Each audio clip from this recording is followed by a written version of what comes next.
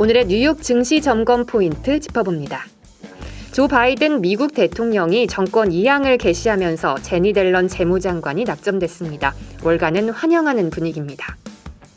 존 케리 전 국무장관이 기후변화 특사로 내정됐습니다. 기후변화 대응에 힘이 실리면서 재생에너지 그린 산업이 각광받을 것으로 예상됩니다. 옥스퍼드 아스트라제네카 백신 임상 중간 결과 호재 소식이 나왔습니다. 리제네론 항체 칵테일 치료제 보급도 개시됐습니다. 이로써 코로나19 백신이 세 종으로 확대가 됐고 치료제 공급까지 이어질지 기대됩니다. 미국과 유럽 등 코로나19 재확산이 악화일로입니다. 미국 CDC가 크리스마스까지 3만 명이 넘게 사망할 것이라는 경고를 한 가운데 전 세계의 봉쇄 규제가 다시 강화되면서 세계 경제의 더블딥 우려도 상존하고 있습니다. 백신 보급이 당장은 도움이 안 되고 채무빈 누적에 따른 자산 인플레 경고도 나왔습니다. 주식 투자자 낙관론이 우세합니다. 23일 상승 이후 유럽, 미국 주가지수 선물 강세가 지속되면서 국제유가가 3월 이후 최고치로 상승했습니다. 달러화 또한 2018년 이후 최저치, 금 선물 가격 또한 4개월 만에 최저치를 기록했습니다. 이어서 미국 투자의 감을 잡을 수 있는 오늘의 친절한 뉴스 전해드립니다.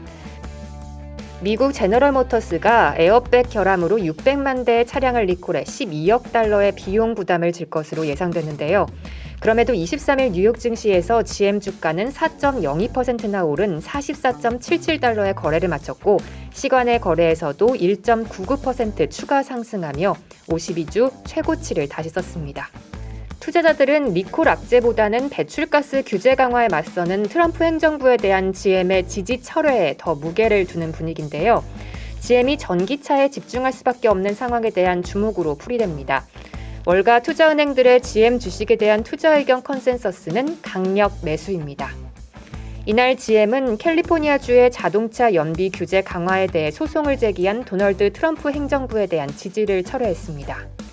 미국 물류 전문 매체 프레이트 웨이브스는 이는 전기차를 추진하는 조 바이든 대통령 당선자를 강하게 지지하는 것이라며 우리는 전기차에 집중함으로써 21세기 자동차 시장에서도 역할을 할 것이라는 베라 CEO의 발언을 부각시켰습니다. 이날 앞서 미국 도로교통안전국은 GM이 2007에서 2014년형 트럭과 스포츠 유틸리티 차량을 리콜해야 한다고 밝혔는데요. 해당 차량의 에어백이 리콜된 다른 다카다 에어백처럼 오랫동안 열기와 습기에 노출될 경우 폭발 위험이 있다는 판단에 섭니다. 파이낸셜 타임스는 GM이 에어백 결함으로 600만 대를 리콜하면 12억 달러의 비용을 부담하게 될 것이라고 보도했습니다. 월가의 투자은행 애널리스트들의 GM 주식에 대한 투자 의견 컨센서스는 강력 매수를 유지하고 있습니다. 애널리스트들과 투자 전문가들의 추천 종목 성과를 조사하는 팁랭크스에 따르면 최근 3개월간 GM 주식에 대한 투자 의견을 낸 투자은행 애널리스트 14명 가운데 11명이 매수 의견, 1명이 유지 의견, 1명이 매도 의견으로 컨센서스는 강력 매수입니다.